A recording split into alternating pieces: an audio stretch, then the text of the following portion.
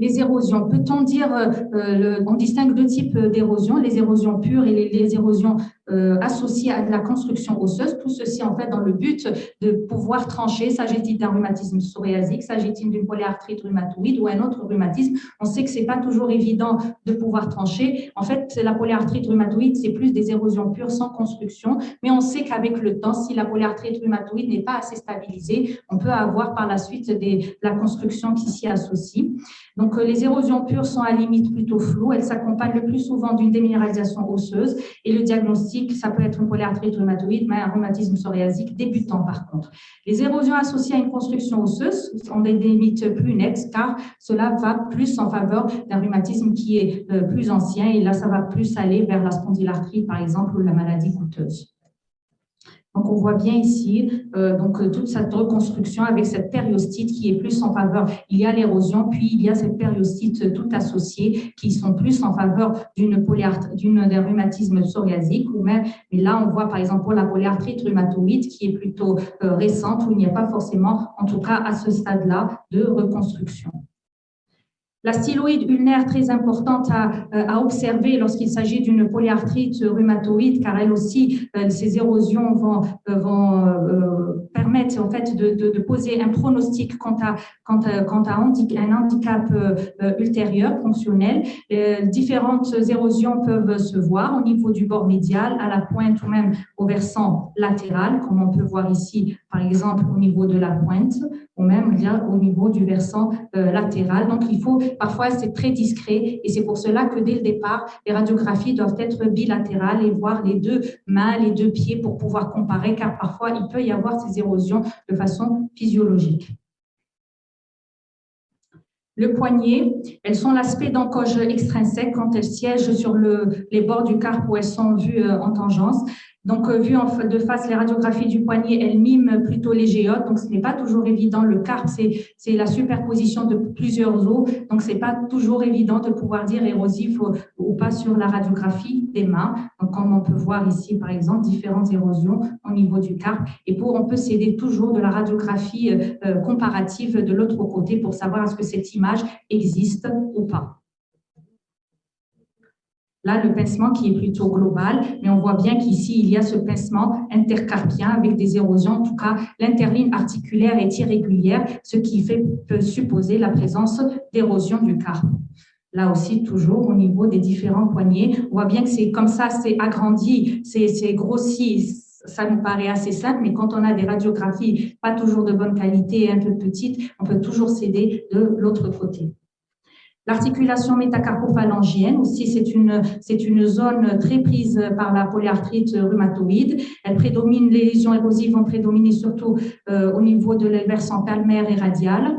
Le récissus articulaire le plus large se situe sur le versant palmaire et la tête de la métacarpienne, c'est là où on va faire surtout les échographies articulaires et ça permet en fait de rechercher ces lésions précoces. Donc, comme l'a dit le professeur Michi tout à l'heure, effectivement, nous allons rechercher ces 4 lignes pour voir est-ce qu'il y a-t-il une de ces lignes qui a en fait disparu, comme on pourrait calculer ici 1, 2, 3 et 4. Et on voit bien sur cette tête métacarpienne qu'en fait, nous n'avons que 3 lignes, 1, 2 et 3. Donc, ceci pourrait nous faire penser à la présence d'une érosion qui est marginale puisqu'il y a une disparition d'une partie de l'os cortical.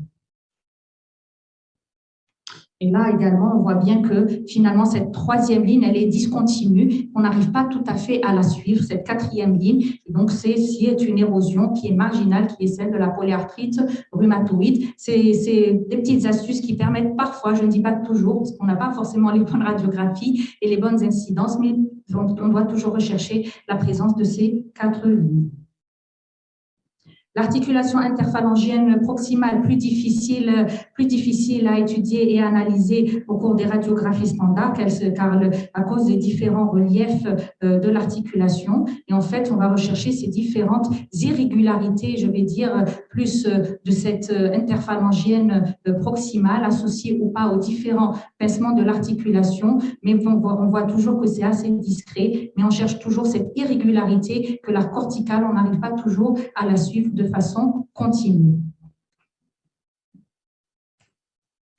Les lésions actives, peut-on devant une radiographie standard dire s'agit-il d'une lésion érosive active, ancienne ou récente? Eh bien oui, parfois lorsqu'on voit sur des radiographies standards une tuméfaction des tissus mous et une raréfaction osseuse locorégionale, ceci est en faveur plus d'un processus qui est plutôt récent, car il n'y a pas encore de panus qui est plus fibrosé, et les érosions à contour flou, mal délimitées avec des travées osseuses mises à nu, ceci est en faveur de lésions actives, donc plus une polyarthrite qui nécessite une thérapeutique bien plus poussée. Par exemple, ici, on voit bien que cette lésion, elle est floue, on ne voit pas vraiment les contours, il n'y a pas d'ostéosclérose, donc cicatrisante, j'ai envie de dire, pour dire que c'est une polyarthrite qui est plutôt ancienne et inactive.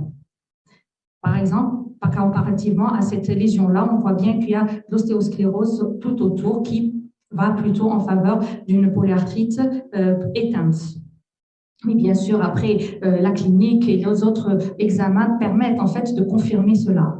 Les images d'érosion peuvent-elles exister chez le sujet normal? Des images de petite taille répondant à tous les critères radiologiques d'érosion, bien sûr, ils peuvent exister de façon tout à fait saine et chez le sujet qui n'est pas atteint de polyarthrite rhumatoïde. Et donc, lorsqu'on les voit sur les deux poignets, et surtout si on n'a pas une clinique en faveur, bien sûr, on ne va pas trancher vers une érosion de la polyarthrite rhumatoïde.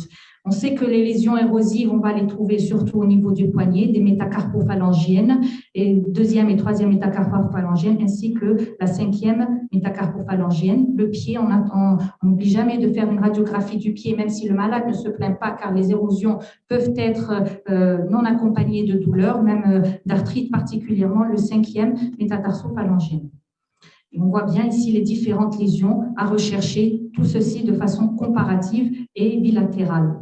La déminéralisation osseuse qui est nettement moins spécifique que l'érosion pour parler de polyarthrite rhumatoïde, mais en fait, elle est en rapport avec le processus inflammatoire synovial, donc parfois visible sous forme d'une opacité intra- ou périarticulaire non spécifique, et en fait, elle va répondre en fait à une inflammation, une hyperémie de la synoviale, et on va la voir surtout au niveau des métacarpophalangiennes ou même des métatarso-phalangiennes. On voit bien ici, c'est ce qu'on appelle la déminéralisation épiphysaire en bande. On n'a pas forcément chez nos patients car on ne les a pas forcément très tôt et l'inflammation n'est pas forcément aussi importante chez les patients. Mais lorsqu'on les a, on sait que en fait, la polyarthrite rhumatoïde est très active et nécessite un traitement bien adapté. On voit ici ce panus, cet épaississement des parties molles qui est locorégional. Et lorsqu'il y a cet épaississement, c'est lui qui va favoriser l'agression de la corticale et donc la survenue d'érosion. Le pincement articulaire également, on ne parle pas de pincement articulaire typique de la polyarthrite rhumatoïde, ce n'est pas comme pour l'érosion, mais c'est comme le pincement de tout rhumatisme inflammatoire, pincement global, homogène, souvent associé à des érosions. Bien sûr, le pincement global, ce n'est pas comme celui de l'arthrose où il est d'abord, sauf pour l'arthrose digitale, il peut être associé, mais là, on voit bien qu'il y a des signes de reconstruction qui, en fait, vont trancher pour plus une pathologie mécanique qu'inflammatoire. Et là, on voit ce pincement qui est global, certes, mais n'est pas associé à de la reconstruction, ce qui est en faveur d'un processus inflammatoire net, et là, particulièrement la polyarthrite rhumatoïde. Donc, la radiographie standard reste l'examen de référence du suivi des polyarthrites rhumatoïdes, car l'évolution de l'atteinte structurale permet d'adapter la thérapeutique. Les cliniciens doivent pouvoir, en pratique clinique de routine, attribuer un niveau de destruction radiologique à leurs patients, en tout cas dire érosive, oui, non. Les résultats en termes d'aggravation doivent être nuancés en fonction de leur pertinence clinique, les patients pouvant être classés par rapport à la gravité de la polyarthrite rhumatoïde. Je vous remercie pour votre attention.